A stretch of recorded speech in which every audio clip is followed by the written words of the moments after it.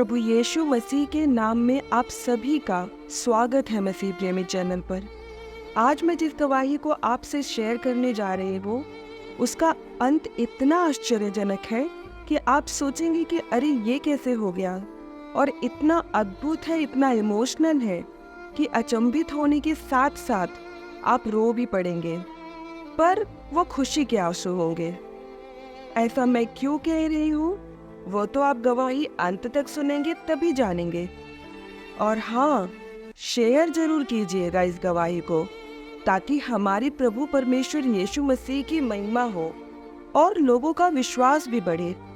ये एक सच्ची घटना है जो कि एक मसीही विधवा स्त्री के साथ घटी। ये एक विधवा माँ की गवाही है जो कि एक प्रेयर वॉरियर थी, यानी कि प्रार्थना योद्धा, जो कि अपना अधिक से अधिक समय प्रार्थना करने में बिताया करती थी। वो जिन भी बातों के लिए प्रार्थना करती थी उन सभी प्रार्थनाओं का उत्तर उन्हें मिल जाता था, पर एक प्रार्थना वो बहुत समय से कर रही थी लेकिन उसका उत्तर उन्हें नहीं मिल रहा था। और वो प्रार्थना उनके अपने बेटे के लिए थी जो बीमारी के कारण बेड पर पड़ा रहता था, और उस बेटे को हॉस्पिटल ले जाना उस माँ के लिए एक संघर्ष होता था।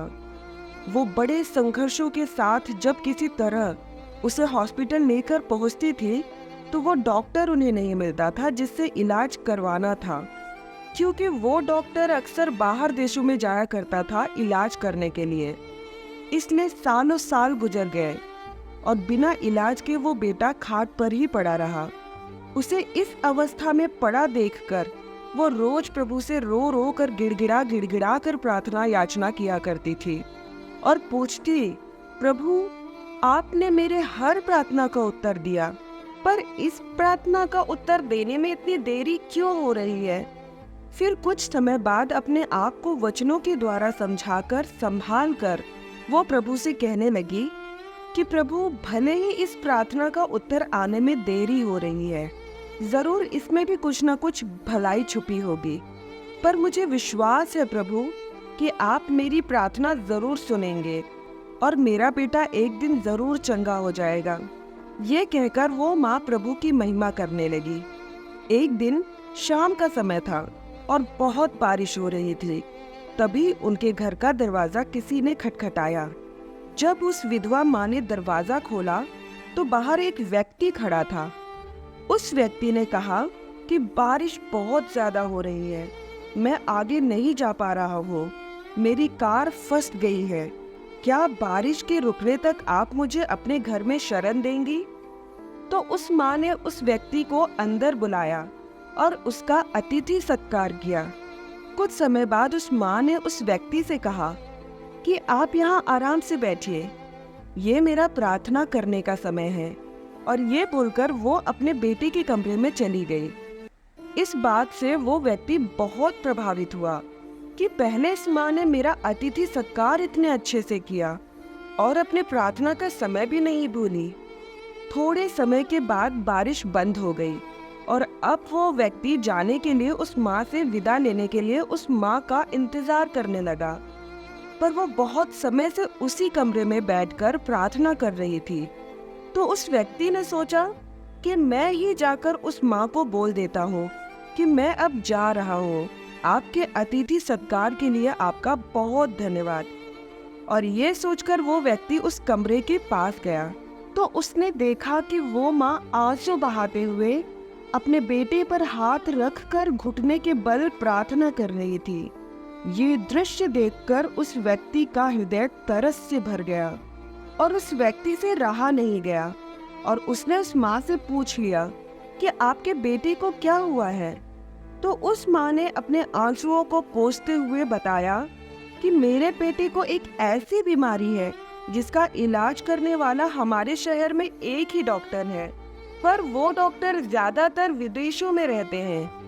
मैं बड़ी मुश्किल से जब उस डॉक्टर से मिलने जाती हूँ अपने बेटे को लेकर, तब मेरी मुलाकात उनसे नहीं हो पाती है और ना ही उनका अपॉइंटमेंट मिलता है। अगर अपॉइंटमेंट मिल भी जाए तो इस बीमारी का इलाज करने के लिए मेरे पास उतने पैसे नहीं हैं। इसलिए मैं बस अपने परमेश्वर पर विश्वास करके प्रार्थना करती रहती हूँ, उन्हीं पर निर्भर हूँ। मेरा परमेश्वर सच्चा है, उसने मेरी सारी प्रार्थनाओं का उत्तर दिया है। निश्चय इस प्रार्थना का उत्तर भी वो जरूर देगा। तब उस व्यक्ति ने उस माँ से कहा, आप जिस परमेश्वर की उपासना कर रहे हो वो एक सच्चा परमेश्वर है। उस परमेश्वर ने आपकी इस प्रार्थना का उत्तर भी आपको दे दिया है, क्योंकि जिस डॉक्टर को आप ढूंढ रहे हो और इतने सालों से मिलने की कोशिश कर रहे हो, वो डॉक्टर मैं ही हूँ। मुझसे इलाज कराने के लिए लोग सालों से इंतजार करते हैं, फिर भी मेरी व्यस्तता के कारण उन्हें अपॉइंटमेंट नहीं मिलता है। पर आपकी प्रार्थनाओं के कारण आपका परमेश्वर खुद मुझे ही आपके घर में लेकर आ गया। हाँ, ये सच है कि इस बीमारी के इलाज में लाखों रुपए खर्च हो जाएंगे, पर आप चिंता मत कीजिए, मैं आपसे बिना कोई पैसा लिए आपके बेटे का इलाज करूंगा। यह सुनकर उस माँ ने आंसुओं के साथ परमेश्वर की महिमा करते हुए उसका धन्यवाद किया। मेरे प्रियो, जब मैंने यह गवाही सुनी थी तो मेरे आंखों से खुशी के आंसू बह रहे थे। क्या आपके भी? अगर लंबे समय से प्रार्थना का उत्तर नहीं मिल रहा है, तब भी बिना विश्वास कमजोर किए और बिना हियाव छोड़े प्रार्थना करने वालों को ही तो विश्वासी कहा जाता है। क्या आपके भी किसी प्रार्थना का उत्तर अब तक नहीं मिला है? तो भी क्या आप प्रार्थना किए जा रहे हैं? तो प्रियो, तैयार रहिए, क्या पता आजकल में जल्द ही आपके प्रार्थना का उत्तर भी आपके दरवाजे पर खटखटाए। हियाव मत छोड़िए, विश्वास को कमजोर मत होने दीजिए। इस गवाही की ही तरह परमेश्वर आपके जीवन में भी कार्य करे और आप बहुतायत से आशीषित हो। परमेश्वर की महिमा हो। जय मसीह की।